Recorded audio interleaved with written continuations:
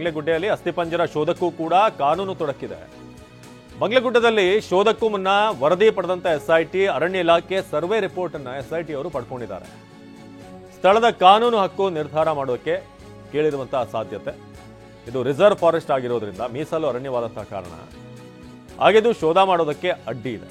ಅರಣ್ಯ ಹಕ್ಕು, ವ್ಯಾಪ್ತಿಯ ಗಡಿ, ಜವಾಬ್ದಾರಿ ಯಾರದ್ದು, ದಾಖಲೆ ಆಧಾರದ ಮೇಲೆ ದೃಢೀಕರಿಸೋದಕ್ಕೆ ನಿರ್ಧಾರ. ಅರಣ್ಯ ಇಲಾಖೆ ಬಳಿ ನಕ್ಷೆ ಮತ್ತು ಸರ್ವೆ ವರದಿಯನ್ನ ಅರಣ್ಯ ಇಲಾಖೆ ಅವರಿಂದ ಪಡೆಯಲಾಗಿದೆ. ಅಲ್ಲಿನ ಮ್ಯಾಪ್ ಹಾಗೆ ಸರ್ವೆ ವರದಿ.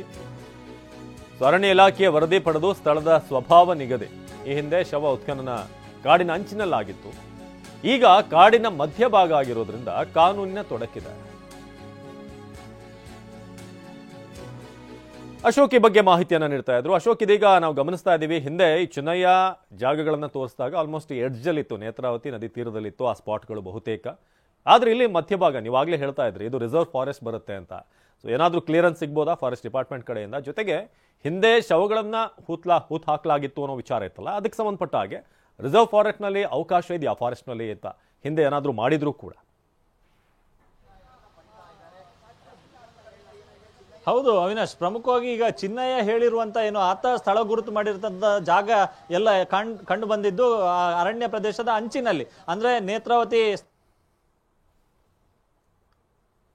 ಓಕೆ, ಅಶೋಕ್ ಮಾಹಿತಿಯನ್ನ ಕೊಡ್ತಾ ಇದ್ರು. ಇದೀಗ ಅರಣ್ಯ ಇಲಾಖೆಯಿಂದ ಈ ಮ್ಯಾಪ್ಗಳನ್ನ, ಜೊತೆಗೆ ಏನು ಸರ್ವೆ ರಿಪೋರ್ಟ್ಗಳಿರುತ್ತೆ ಅದೆಲ್ಲವನ್ನೂ ಕೂಡ ಕಲೆಕ್ಟ್ ಮಾಡಲಾಗ್ತದೆ. ಜೊತೆಗೆ ರಿಸರ್ವ್ ಫಾರೆಸ್ಟ್ ಆಗಿರುವಂತಹ ಕಾರಣ ಏನೇನು ಪರ್ಮಿಷನ್ಗಳು ಬೇಕಾಗುತ್ತೆ, ಸೊ ಅದರ ಬಗ್ಗೆ ಕೂಡ ಈಗ ನೋಡ್ತಾ ಇದ್ದಾರೆ. ಅಶೋಕ್ ಮಾಹಿತಿ ಕೊಡ್ತಾ ಇದ್ರು. ಅಶೋಕ್, ಕ್ಯಾರಿ ಆನ್, ನೀವು ಹೇಳ್ತಾ ಇದ್ರಿ, ಮುಂದುವರಿಸಿ.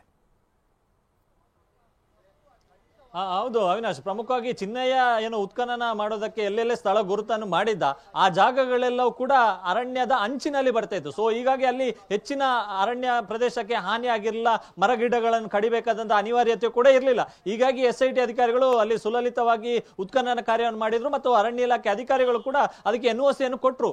ಆದ್ರೆ ಈಗ ಮುಂದಿನ ಕಾರ್ಯಾಚರಣೆ ಮಾಡುವಂತ ಜಾಗ, ವಿಠಲ್ಗೌಡ ಗುರುತಿಸತಕ್ಕಂಥ ಜಾಗ ಇರತಕ್ಕಂಥದ್ದು ಅರಣ್ಯ ಪ್ರದೇಶದ ಮಧ್ಯಭಾಗ, ಅದು ರಿಸರ್ವ್ ಫಾರೆಸ್ಟ್ ಆಗಿದೆ. ಅಲ್ಲಿ ಸಾಕಷ್ಟು ದೊಡ್ಡ ಪ್ರಮಾಣದ ಮರ ಗಿಡಗಳು ಕೂಡ ಆಲ್ರೆಡಿ ಬೆಳ್ಕೊಂಡಿದೆ. ಹೀಗಾಗಿ ಅಲ್ಲಿ ಉತ್ಖನನ ಕಾರ್ಯ ಮಾಡೋದಕ್ಕೆ, ಒಂದು ಅಲ್ಲಿ ಮಾನವ ಶ್ರಮದಿಂದ ಉತ್ಖನನ ಮಾಡೋದಕ್ಕೆ ಸಾಧ್ಯ ಆಗುದಿಲ್ಲ. ಹಿಟಾಚಿ ಮಿನಿ JCB ಯಂತ್ರವನ್ನು ತೆಗೆದುಕೊಂಡು ಹೋಗಬೇಕಾಗುತ್ತೆ. ಸೊ ಆ ಟೈಮಲ್ಲಿ ಅರಣ್ಯ ಪ್ರದೇಶಕ್ಕೆ ಹೆಚ್ಚಿನ ಹಾನಿ ಉಂಟಾಗುತ್ತೆ. ಹೀಗಾಗಿ ಆ ಹಿನ್ನೆಲೆಯಲ್ಲಿ SIT ಅಧಿಕಾರಿಗಳು ಅರಣ್ಯ ಇಲಾಖೆಯಿಂದ ಆ ಭಾಗದ ಬಂಗ್ಲೆಗುಡ್ಡೆ ಪ್ರದೇಶದ ಸರ್ವೆ, ಅವರು ಅರಣ್ಯ ಇಲಾಖೆಯಿಂದ ಆಲ್ರೆಡಿ ಮಾಡಿರ್ತಕ್ಕಂಥ ಸರ್ವೆ ರಿಪೋರ್ಟ್ ಮತ್ತು ನಕ್ಷೆ ಏನಿದೆ ಅದನ್ನು ಈಗಾಗಲೇ ಪಡ್ಕೊಂಡಿರ್ತಕ್ಕಂಥದ್ದು.